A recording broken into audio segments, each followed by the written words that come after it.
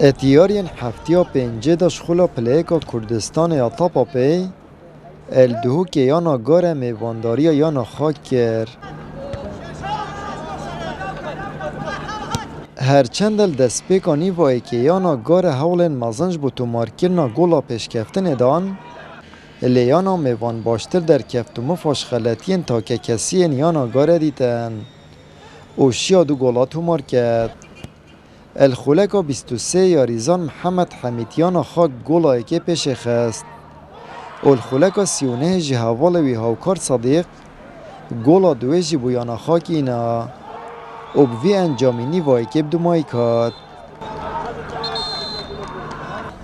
اتنیوا دوی دا خدانا اردی رزنخورک خستن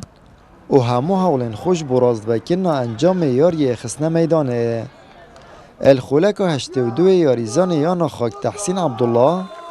اب خلطی و گولای که بویانا گار السریانا خود تومار کرد دم مای تراهنده نبو یانا گاره گولا و کویه تومار کرد او یاری بسر کفتنا یانا خاک دو گولا برانبر گولا که بدو مای کاد یاری ام باشتر بون بله بگید بجن یاری خلطیه کم خلطیه بکت او ده سر کوید خلطیه تو که کسی گل سر مهاتو ام زفرین و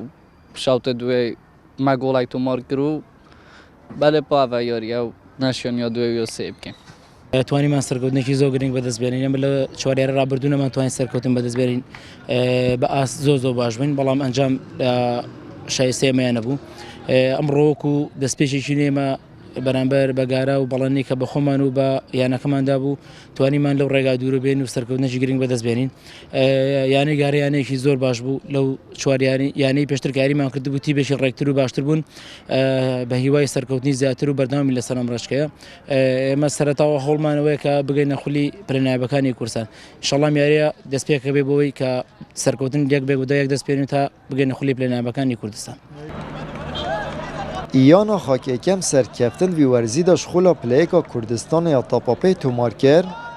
او خالین خو گاندنه پنج خالا یانا گاره جی توشی دوام خسارتی بو او تانها 4 خال کم کرینه آمد بریفکانی کنال آسمانی پیام دهوک